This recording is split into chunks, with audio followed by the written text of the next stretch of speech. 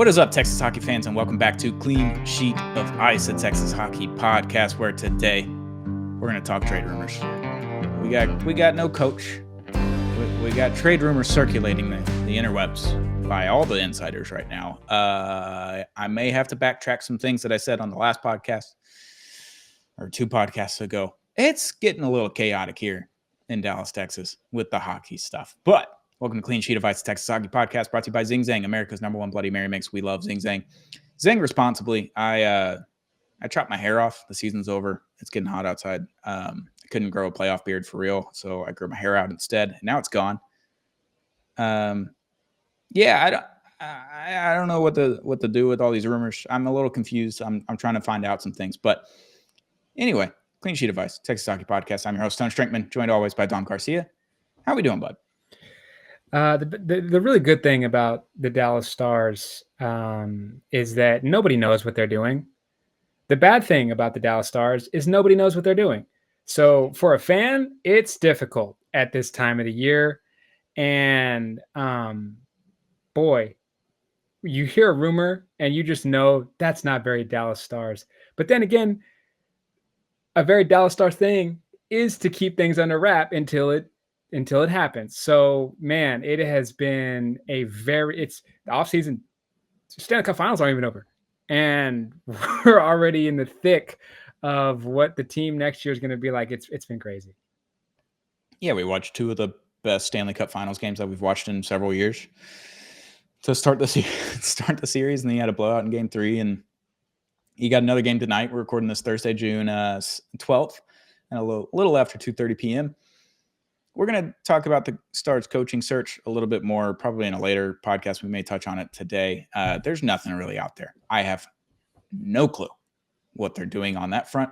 They're doing exit interviews with the Texas Stars this week. Not a clue what's going on there. Neil Graham is definitely a name that they're looking at. We'll get to that eventually. It's going to be a couple weeks before we know who the Stars head coach is. That's okay. The problem here is that Jason Robertson, 109 points a couple of years ago. Second most points in Stars season history, Dallas Stars.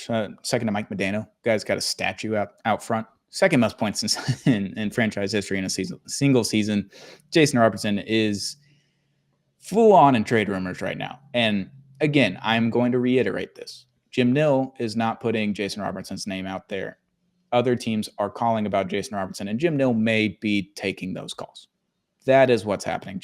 Jim Nill's not going to leak anything. We're not going to know anything until something happens. Like the Mikko Rantanen thing came out, 15 hours before the trade went down officially, and Logan Stankoven's name got out there, and I know the organization was very pissed off that Logan Stankoven's name was leaked by the other team, essentially, or the agent, whoever it was. Not happy about that. No, Maverick Bourque was upset about that. A couple other players said, like, hey, this organization doesn't leak things. That was not okay for that to be leaked out.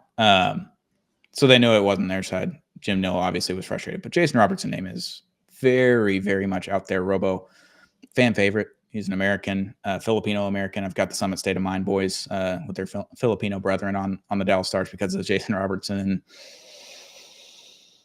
It's an interesting outlook of the Dallas Stars because you're going to have a new team, essentially. You're going to have a new coach. Like, you got $6 million in cap space. There's going to be players on your team that you loved for the last several seasons that may or may not be back on the team next year. And Jason Robertson happens to be one of those names. How are we feeling about these Robertson trade rumors, and where do you think it goes this summer? Well, first of all, my favorite player in all of hockey is Mr. Jason Robertson. His autograph is right there next to Mike Modano. Two of my favorite Stars of all time, and two of a lot of other people's favorite Stars. But I have just kind of, we all know that the Dallas Stars cap situation isn't great. It didn't really occur to me until I thought about the long haul of this Dallas Stars team. And when you lock down Wyatt Johnston and you lock down Mikko Rantanen, Jay Gottinger, you have pillars that the rest of your team can build around. Now, Jason, 1 point per game player, 100-point players, they don't grow on trees. Yet, it's hard to keep multiple of those guys around just financially. I have when these reports came out, they were all coming from national media. None of it was coming from Dallas reporters, and I trust Dallas reporters 3 times as much as I trust national reporters. It's just, for whatever reason, they don't get down to Dallas with the best of information. And I think that, if it's not Stone Storkman, Sam Nessler, Robert Tiffin, and a few more people, like, I got to take it with a grain of salt. And yet, the past couple days since these reports come out, it does feel real, just people doing the math and knowing the market that Jason Robertson's going to have when he hits free agency, we can't compete with. So if you're taking that route, I'm now open to it. But again, I just kind of, you're right there, but 3 years in a row is tough to watch as a fan of not getting to get through the West. Maybe something change, maybe some change will be great, and some massive change like that will feel like a Band-Aid ripping off. But Jim Neal definitely is thinking 2 steps ahead of this, which kind of feels now that I feel like he's getting traded. I really do. Do I know the type of package? Do I know? No, but I just watched Kyle Tucker leave Houston, and this feels very similar to, you love the player, he's great. Maybe the playoff success isn't there, although he did show up the very last game and nobody else did. So I'll give him that. But it's just, you don't know if you can feed him the contract that he wants. And you might move now and get something rather than leave with just a handshake. I don't know. Because when you look at the Stanley Cup playoffs and the finals right now, Sam Bennett scored about 50 points a season in the regular season, but then he is leading all scorers and goals in the Stanley Cup playoffs. Obviously, he's played the most hockey along with the Edmonton Oilers, with Connor McDavid and Leon Draisaitl leading that charge. He's outscoring them on an alarming rate. Sam Bennett is going to make $8 to $11 million on the open market because he goes and scores in the playoffs. So someone like a Vegas or Florida that keeps him, or another contending team that needs someone to just score in the playoffs, is going to give him a lot of money on the open market. The Stars are not one of those because we don't have any cap space. It's plain and simple. But would the Stars love a Sam Bennett on their squad? Yes, absolutely. Sam Bennett is nothing without the rest of that Florida Panthers offense, though. You got to look at who he's playing with. He's playing with Barkov, Kachuk, playing with Ekblad, Seth Jones. Like, he's playing with guys that score and score often, and then their defense is really good, and then they have the best goaltender in the world right now. Like, that's still playing. There's only 2 of them to choose from. But when you put all that together, Sam Bennett is going to be an exceptional playoff player because he is not going to get the same looks on defense as the rest of those guys. If you had Sam Bennett on the Stars, he's probably your top goal scorer with Mikko Rantanen. It's those 2 guys, because Sam Bennett is not going to be covered by the defense the same way. Jason Robertson is a conundrum to me, because in the regular season, he can go get you 50 goals. He can go score 100 points. He's a point per game guy. He's going to score 80 for the next 5-6 years, probably on average, regardless of who he plays for, because he's going to score 30, 40 goals a season. That's who he is. He's a sniper, and he's really fucking good at that. The problem with Jason Robertson is when the playoffs come, space gets smaller, windows get tighter, defense plays harder. And he is not fast enough, physical enough, and all these other things that factor into it to get the space that he needed in the regular season to score. Because Matt Duchene and Tyler Seguin and Wyatt Johnston and Rupe Hintz and Mikko Rantanen aren't getting the same space that they were getting in the regular season either. So every pass, every entry, every look in the offensive zone is going to be objectively tighter in the playoffs. And Robo hasn't really found that way throughout the playoffs, but in the Western Conference Finals, he scored 12 out of the last 18 goals for the Dallas Stars in the Western Conference Finals. So when you look at that,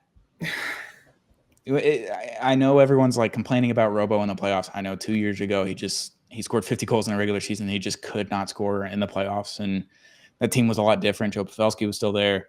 You had Radek Fox on the 4th line. Like, yeah, you had a lot of different things. You didn't have Matt Duchene yet. Like, the team looked a lot different than it did this year and the year before.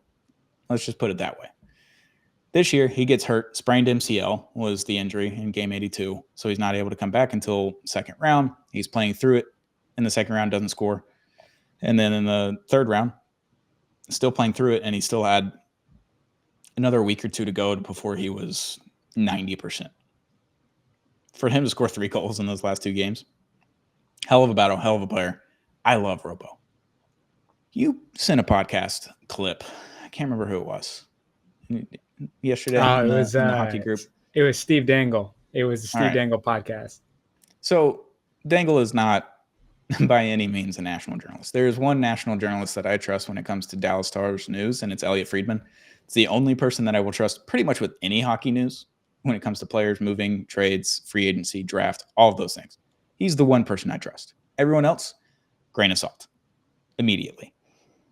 Friedman put out there that the Stars are looking to move Lyubushkin, Mush, Mason Marchment, and Matt Dumba to free up cap space in order to retain some of their players and maybe do something else on the open market. That is exactly what Jim Nill is doing. He's looking at players that are not middling, but replaceable in the sense that of what they give you to this team, you can probably go find someone else on the open market for either less or right around the same. Jason Robertson was the last name on that list. And he goes, he's trying to move these 3 guys before he even thinks about trading this guy. But he may be taking calls, essentially. So when you look at it, Dangle then puts out this little idea into the world where I lit up immediately. I liked it a lot. Jason Robertson and salary, other players, Mush, Lyubushkin, Dumba, whoever it is, to Toronto for Mitch Marner in a sign-and trade. That tickled my fancy by a long shot because I watched Mitch Marner play this year. It was a regular season game in like November, December. Nick Robertson scored 2 goals on the Stars. It was a weird game. They lost like 5-2. It was gross. Mitch Marner was the most impressive person on the ice. And Miro Heiskanen was playing. Thomas Harley was playing. Jay Godinger, Jason Robertson, Rupe Hintz. Everyone was playing that game. Mitch Marner was the best player on the ice. He does everything. So if you haven't watched Mitch Marner in detail and you're just looking at box scores and you're looking at the playoff box scores and everything, Mitch Marner does everything on the ice. He's an exceptional goal scorer, setup guy. Great for your offense. He's fast. He's not necessarily physical, but kind of like Wyatt Johnston. Same thing. Like he'll throw hits if he has to. Doesn't necessarily do it, but he plays power play and he plays penalty kill. It is objectively a great trade if you traded Robo and salary for Mitch Marner and sign him to an extension. And then you had Mitch Marner, Wyatt Johnston, Mikko Rantanen, Rupe Hintz, Miro Heiskanen, Thomas Harley, Jay Godinger. The list goes on and on about who the guys he got locked up for the next 5+ years or 3+ years. Mitch Marner does everything. The Stars would be better with Mitch Marner. Mitch Marner has the same issues that Jason Robertson has in the playoffs. That is the one issue you run into. Yeah, and I listened to the rest of that clip, and they were like, boy, if Jim Nill can do that, you might as well lock up a 4th GM of the year before the season even gets going. Like, that would be insane. And I remember, now that we're mentioning Thomas Harley and long-term, I remember during 4 Nations, Mitch Marner loved the play of Thomas Harley and raved to reporters about how good of a player he is and how bright of a future he has. So that would be a connect. I mean, I remember Marner went off in that 4 Nations tournament as well. So, and Jim Nill is a part of that Canadian staff that put the team together. So he's been in the room with Connor McDavid. He's been in the room with Mitch Marner. He's been in the room with Sidney Crosby. He's been in the room with all of those guys. Already, he knows everyone. When you hear it, it's pie in the sky. When we just talk through it, it's not as pie in the sky. Like, the Maple Leafs are not doing the same thing next year. No.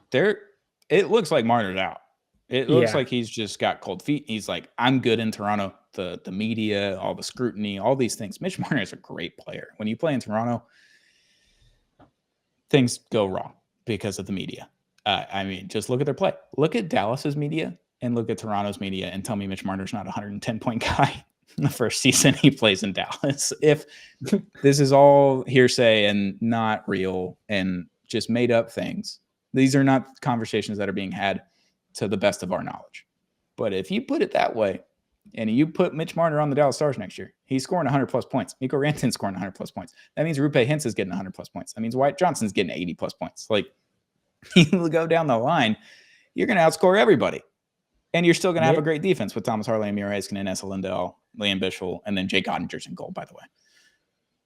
Boy, Mitch, I know you grew up loving the Maple Leafs, but let me tell you, the housing market in Dallas, the tax situation down in Texas, it's pretty nice. Ask Mikko Rantanen about it. Dude, it's not great. Like, so the thing about trading Jason Robertson is I have no idea what kind of, the one thing I do know is his market when he hits free agency is going to be very similar to all of the top guys. So when I think about that, I think of what we had to give up for Mikko Rantanen. Is Jason Robertson Mikko Rantanen? No. Is he very close though at times?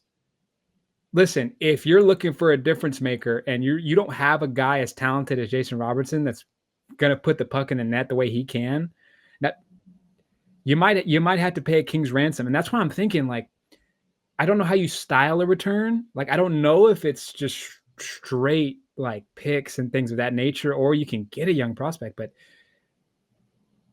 the idea of loading for Mitch Marner sounds very enticing, but also like it's interesting. And if Jim Nill if anyone can pull off a great trade for Dallas, it's Jim Nill. If anyone can pull off trading Jason Robertson and not looking like an idiot, it's Jim Nill.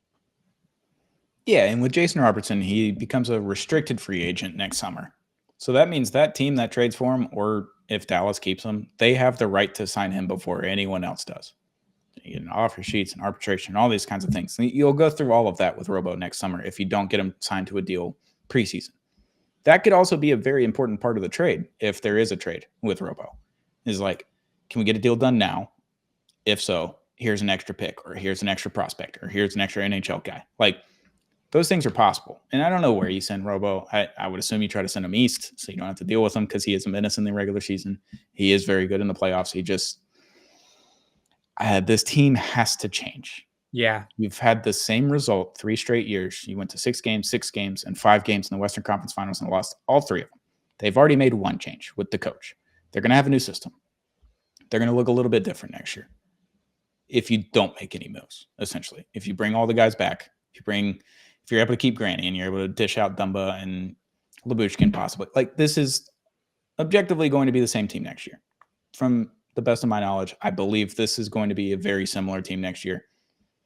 All of these Robo rumors are coming from outside noise, outside GMs, outside agents, looking at Dallas's cap situation and saying that is a really big piece that you could fill in 2 guys with that are making around the same amount of money, bringing a $3 and $4 million guy that fill in your third liner, right-handed defenseman to pair with Miro. Like, these things kind of just start to add up, and you're like, okay, that would make sense for them to trade a 2-for-1 and then maybe a draft pick, like a 3rd or 4th round pick, whatever it is, for Robo. And then you get guys under contract, then you're able to possibly sign Granny back or whatever it is. This team, my best guess is that nothing happens and that Mason Marchment, Lyubushkin, and Dumba are the odd men out. And then the rest of it stays the same. So you're still bringing back Robo, Harley, Roope, Mikko, Wyatt. The list goes on and on.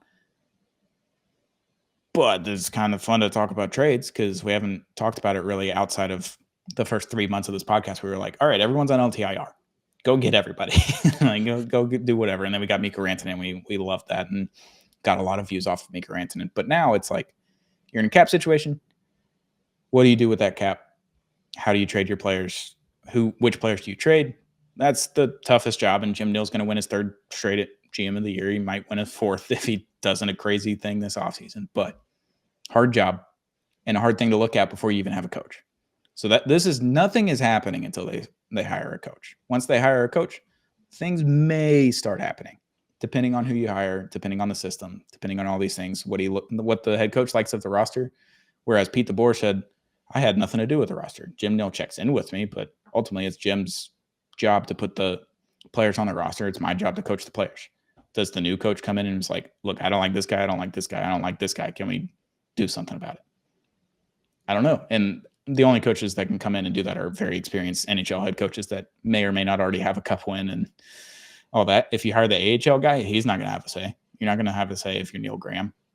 You could tell Jim Nill what you want, and Jim Nill can take that into consideration. But Bruce Cassidy walks in that door, who's your head coach next year?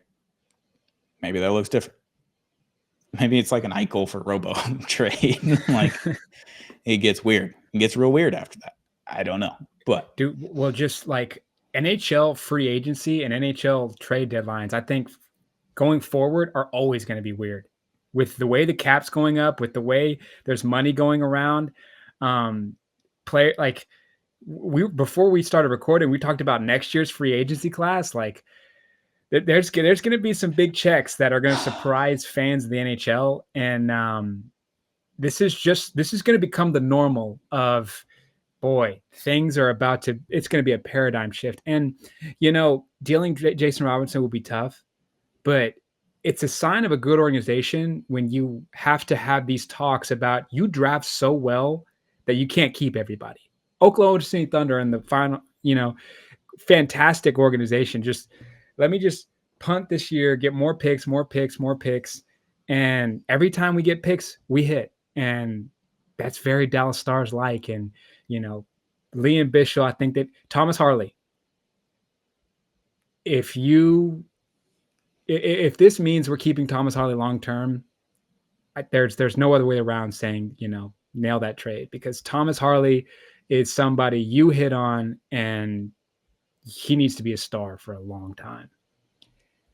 Yeah, because when you look at the cap situation, and then you have Harley and Robo coming off of their bridge deals, RFAs, you still have the rights to them. They're going to make a lot of money. Thomas Harley is going to make $10 million or more per season. Robo is looking at in between $10 and $13 million on the open market, at least. Yep. Because like the Mikko deal happened, the Leon Draisaitl deal already happened. Nylander has his money. Like, you look at all the wingers across the league, and depending on what happens with Marner this offseason and free agency, you're looking at his money, and that is the benchmark for Jason Robertson. Give me that deal, or I'm not signing here. And that could be his mentality, or he could take the team-friendly discount. Thomas Harley takes the team-friendly discount, and you got the whole core stays together for the next 7-8 years, essentially. You could look at it that way, or Jim Nill could be like, we weren't good enough this year. Didn't have any depth scoring. We're a little bit older on a couple of our lines. We're a lot younger on some other lines. We've got superstars now. He could look at all this and just be like, Robo, you're the odd man out. I can't pay you. I got to pay Thomas Harley, future Norris winner next year. He got 7th in Norris Trophy voting this year. Robo's the odd man out. I'm going to go get 2-3 pieces. Or he keeps everybody and you run it back and you have a different system, and maybe that's the change that you needed all along. It was just a new head coach. There's so many different scenarios and so many different ways that this plays out next year, depending on who you hire and depending on what happens this offseason, depending on who you bring back. If Jamie Benn, if he's playing hockey next year, he's going to be in Dallas. Granny, Duchesne, Bork, Mush, Robo, like all of those guys are question marks at this point.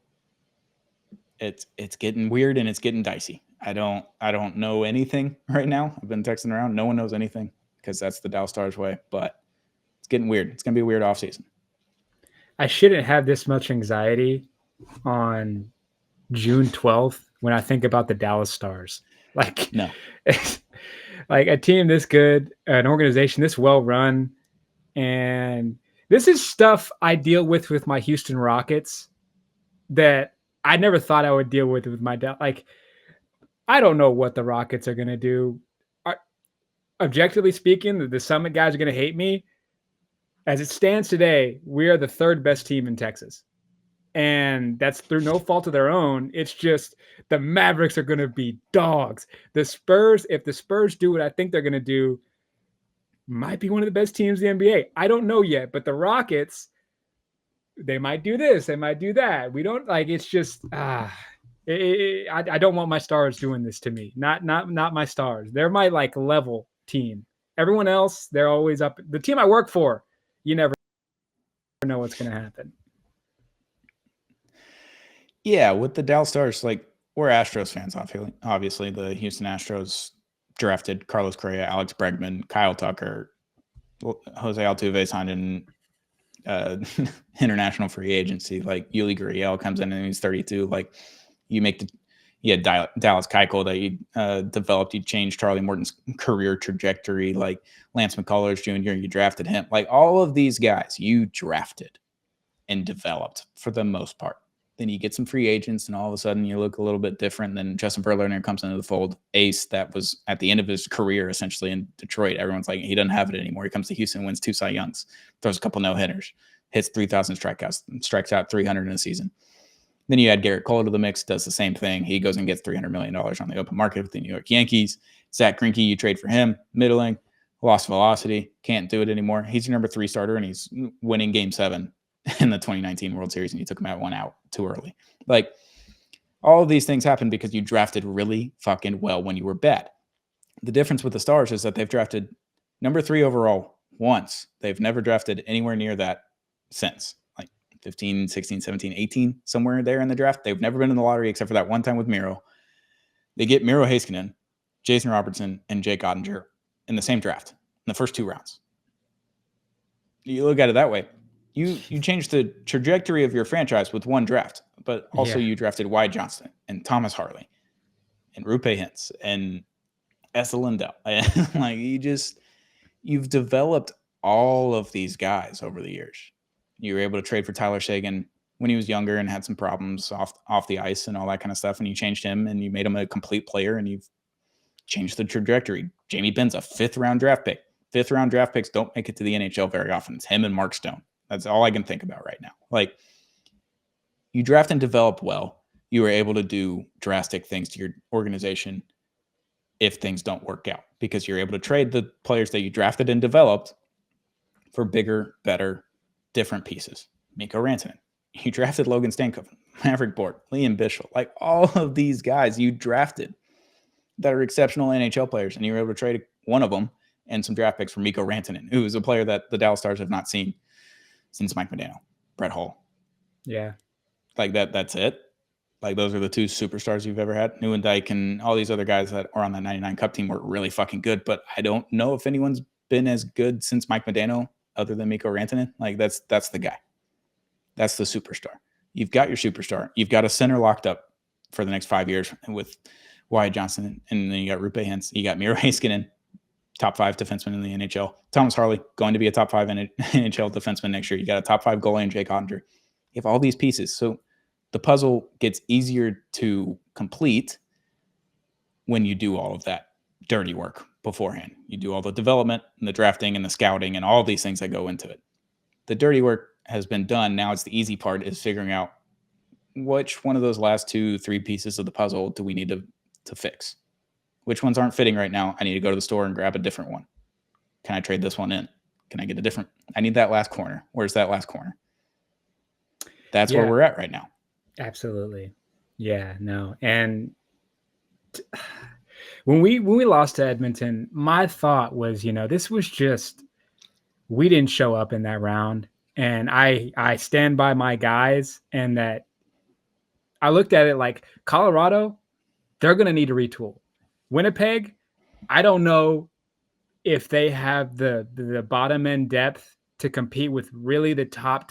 I know they won the regular season. The depth that you need to get to a Stanley Cup final is levels above what Winnipeg has. I'm sorry if you don't agree with me, but look at Florida. Yeah, like you need to bring a gun to a gunfight, and I think that's what Dallas is kind of missing at the back end. But I thought we could run it back, and then I'm watching the Stanley Cup final, and I'm just like, man, these are the 2 best hockey teams in the world, and I don't see Edmonton slowing down. Florida's a beast as well, and I just think you got to make some changes. You're right there. Don't get me wrong. You're right there, but right there isn't good enough with how well this team is built and the window you have. You never know when it closes. You got to strike when the iron's hot. And do I think we will make the changes necessary? I do. I just with Jim Nill, you never know what that looks like. Not a clue. And pre-show, I compared trading Robo to the Jonathan Huberdeau, Matthew Tkachuk trade that happened from Calgary and Florida. Really fucking good player. And Huberdeau, one of your best goal scorers, one of your best point scorers on your team, top line guy. And you trade him for another top line guy. And all of a sudden, Tkachuk, after one season, they go to the Stanley Cup final their first year, right? And then the next year, they win the cup. And now they're 2 wins away from winning another cup. We're recording this before game 4, so we don't know if they're 1 win away. But like, you make those trades, and you make one trade that changes the outlook of your franchise trajectory, because you made the hard decision to take a fan favorite, but probably the second favorite, third favorite guy on the team, for Matthew Tkachuk, who is a bowling ball of energy and dirtiness and just a rat at the end of the day. And when he was available and he was like, I'm going to a no tax state, so send me to Vegas, Dallas, or Florida. One of those 3 states, I'm good. Send me there. And I was like, Dallas, just as much as I love Tyler Seguin, as much as I love wearing my Tyler Seguin reverse retro jersey, trade him. That's the money. That's the winger. You trade for Tkachuk, and Tkachuk can change what our franchise looks like. I love Tyler Seguin. I would have hated it at the time, but I would have loved it. At the same time, I was like, do anything to go get Tkachuk. I don't care who it is. Go trade for Tkachuk. We didn't do it because Tyler Seguin means too much to the organization. Jim Nill understands that, what he means to the locker room, what he means to Jamie Benn, all of these things. I get it. But now it's time. Now it's time to potentially trade a fan favorite for a piece that is going to change the trajectory of this team. You've been to the Western Conference 3 years in a row. Western Conference Finals, and you've lost all 3. You changed the coach. Maybe it's time to change a fan favorite. You got Mikko Rantanen for the next 8 years. Who can you put with them? I don't know. I don't know what it looks like. I don't know what you get for Robo. It's going to be an RFA. If he can sign a deal and a sign and trade thing, then your trade package gets bigger, or you open up more space and you're able to go sign people. I don't know what it looks like. I just don't know. And we're talking about this in June 12th, where we can't even make a trade right now, and you don't even have a coach, and free agency is still 3 weeks away. It's just like, it's very confusing. I don't know what to do. And I'm very nervous. Like you said, there's anxiety about what this team is going to look like come the fall. Very interested to see what happens. And Robo could or could not be moved. I don't know. These are all hypothetical things that I'm just saying. But I've seen an example where you trade Huberdeau for Tkachuk, and I've seen how that worked out.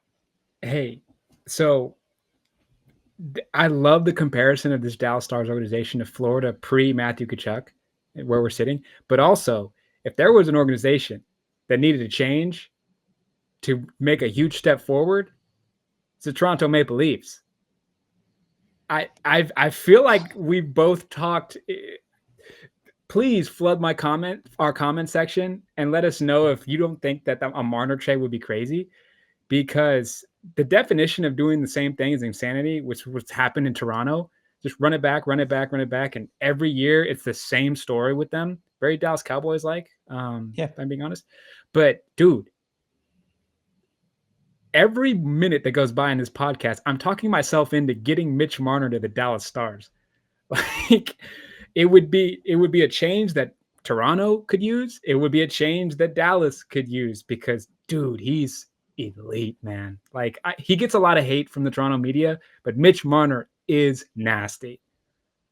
And me and Sam Nessler were sitting in the press box that night when Toronto came to Dallas, and we were like, I didn't know Mitch Marner played the PK. PK 1, by the way, not PK 2. He's on PK 1. That's where we're throwing out Sam Steele and like Colin Blackwell or Oscar Back or whoever it is. Like, you're throwing Mitch Marner out there, and then your PK2 was like Wyatt Johnston, Rupe Hintz, another fourth liner, whatever it was. Like, he does everything, man. And it's just so different from what Robo does, but they create the same production. And that's how I look at it. You're getting a better player because he does so many different things that Robo does not. Robo is not the most physical. He's not the fastest. And he knows it. He knows it, but he knows how to fucking score. So does Mitch Marner. So I talked myself into it yesterday when he sent me that clip. It's all hypothetical. It's all make-believe at this point. Yes. None of it's real. But that would be fun for me. I would have a lot of fun with that. Just throwing Mitch Marner on our second line to be our right wing because, oh, yeah, you signed Mikko Rantanen to an 8-year deal already. Signed Mitch Marner to an 8-year, $12 million deal. Just have matching deals. There's your top 2 right wingers. You got Wyatt Johnson and Rupe Jens to man those centermen on the top 2 lines. Left wing, fuck it. Figure it out. Fuck it. We'll figure it out. You think the rest of the league was pissed when they found out Dallas got Mikko Rantanen? If they find a way to get Mitch Marner, they might send a complaint. Think about Mitch Marner in just a non-traditional media market for hockey. Just think about it. There's no stress in that Just guy's grittying life around the locker happens. room. Anything that happens wherever he goes, if he goes somewhere where the market is not huge, like Utah or Vegas or Dallas or one of the Florida teams, goes to Carolina, like he's got a lot of options that people have a lot of money. There's not an option better than what Dallas has to offer. It's like, look, we're a top 4 team in the league for the last 3 years. We need a guy that can score in the playoffs. We'll give you the guys to give you the space, to give you the room, that are a little bit gritty, a little bit more experienced than Austin Matthews and John Tavares and whoever else you were playing with in Toronto. We got Mikko Rantanen, Stanley Cup champion, not a big deal. Wyatt Johnson, been to he doesn't know anything but the Western Conference Finals in his career. Miro Heiskanen's been to the Stanley Cup Final plus 3 Western Conference Finals. Thomas Harley's been there. He was in the bubble as well. Jake Ottinger's been to 3 straight Western Conference Finals. Like, you have all this experience in the room. So he can just be struggling and be like, man, I don't know what to do. And everyone in the room could be like, look, this is what we did the last time. It didn't work. Maybe let's try something different. Maybe you go score. Maybe you just be the guy to lead the line and everybody else will fall into place and be on the boards for you and digging out pucks and giving you the open space. I don't know. Just spitballing here. It could happen. I'm not ruling it out. I'm not saying it's probable, but I'm not ruling it out. Until we get a coach, I will be starting this conspiracy theory that Mitch Marner, there's not a better situation than the Dallas Stars. Because it's like, dude, every time you lay it out, you're like, makes sense. Now you just got to convince Dallas to really commit to it. But no, I will definitely be that annoying pest saying Mitch Marner to Dallas on Twitter and for probably the next couple of weeks. Because the trade would look like mush and Robo for Marner if Marner were to sign at 12. If Jim Nill can just be like, hey, look, I know you can get 15 somewhere else. Come live in Texas. Save a little bit of money in Texas. Maybe you're losing $1 million per year coming to sign here. But look, we're going to be in the Western Conference Finals next year. Can you help us get over that hump? Can you help us just score a few goals, set up a few goals? That's all we need. Just a few more goals in that series. We're in the Stanley Cup Finals, and all of a sudden, anything can happen. You're one of the 2 best teams in the world. Anything can happen. Take a little bit less money, and you get to play with all these fucking studs for the next 5 to 8 years. Like, you get Mikko and Jake Ottinger for the next 8 years automatically. And then you get Rupe, Miro, possibly Harley, and Wyatt. Like, you got them for the next, 3 to 5 years? Yeah. Minimum. Like, this is your team. Just go, run. And if you're Robo, dude, that's an awesome team to play with. Like, to get set up by Austin Matthews, Willie Nylander, like, dude, it's not a bad spot. And you get to play with your brother. Because I know his parents have places in both cities. Like, I think they have a condo in Toronto. They have something in Dallas, or maybe they just stay at Robo's house and then they live in LA. And then they go to the Philippines all the time. Like, then they could just sell the Dallas house, move to Toronto. She doesn't have to wear the split jersey or just wear the jersey and the hat like she does whenever they play against each other. She wears the jersey of one guy, one of her sons, and then a hat of the other team that is playing against him. So, like, in Dallas, she'll wear Jason Robertson's jersey and a Toronto hat.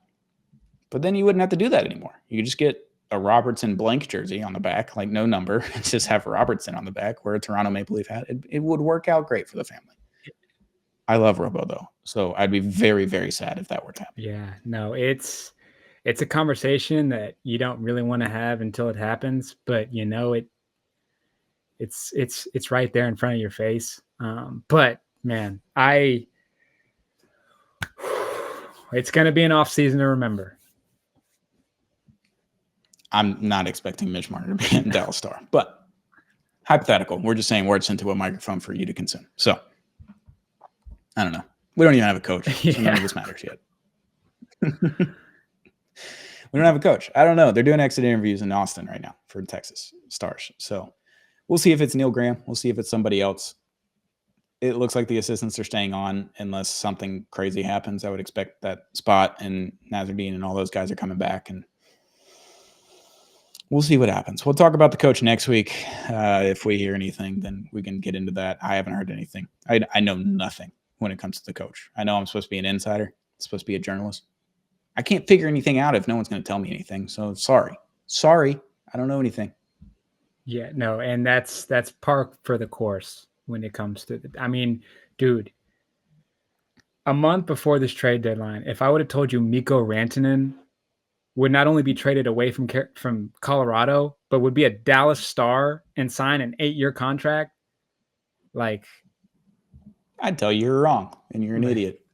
That's what I would have told you. So, except for that one guy on my TikTok comments when we were like, we need a superstar in Dallas. And this guy was like, what about Mikko Rantanen? And this was before the Carolina trade. And I was like, yeah, fucking right. He's not coming they're not trading him to Dallas. Kind of did.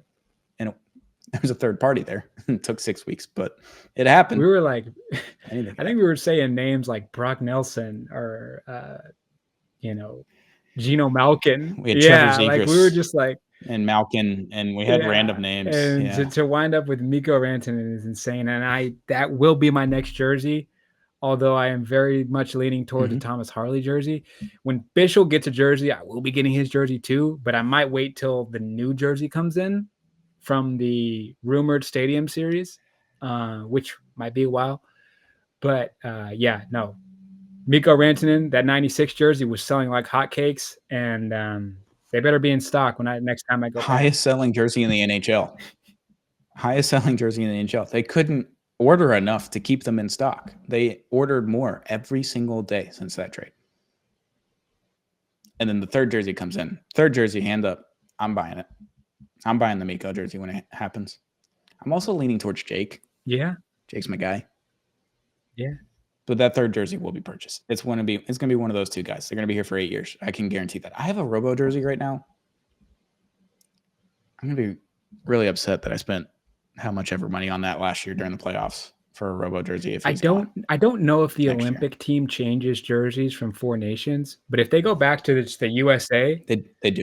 An otter jersey, the USA, man. We'll have matching ones on this podcast next year during the Olympics. If that's the case, if we get a really good USA jersey, we will both be matching on Jay Cottinger jerseys in the Olympics, which I hope happens. Yeah, no, it should. Just give me the Miracle on Ice jerseys. Call it a day. You don't need to change it. The junior team does it all the time. The U18s, that's what they wear in big tournaments. They wear the Miracle on Ice ones. It's like, what are we doing? We have one of the best jerseys that you can throw out there. Don't change it. And you've been winning in it too. It's perfectly good. It's perfectly good. They win everything in that. They have for the last 3 years. I don't know what to do. I don't know what to tell you. The stupid Nike jerseys. I don't know. I don't know what to tell you. It's tough. It's tough out there. Off-season talk. We're talking about the Olympics in February and June. So, well done. That's it for Jason Robertson trade rumors. I know nothing. Nothing is imminent. Jim Nill could literally do anything, and it wouldn't surprise me at this point. I would not be surprised if he is traded. I would not be surprised if he's kept on the team. We'll see what happens this offseason. We've got a few more weeks until free agency even starts. We've got a couple more weeks till the draft. We don't have a coach. We got a lot of things to talk about this offseason, but we'll be back very, very soon with another episode of Clean Sheet of Ice, the Texas Hockey Podcast, presented by Zing Zang, America's #1 Bloody Mary Mix. Zing Zang is ready to drink cans of Bloody Mary Mix. You got the Blazing Bloody Mary Mix if you want something spicy. Make your own. Get your own vodka, put it in there, or whatever alcohol you want to put in a Bloody Mary Mix. It's up to you. You can make your own concoctions. Not up to me, but I put vodka in it. Bloody Mary Mix. Zing Zang, America's #1 Bloody Mary Mix. Zang responsibly. And we'll be back next week with another episode, hopefully with some coach news of Clean Sheet of Ice, Texas Hockey Podcast.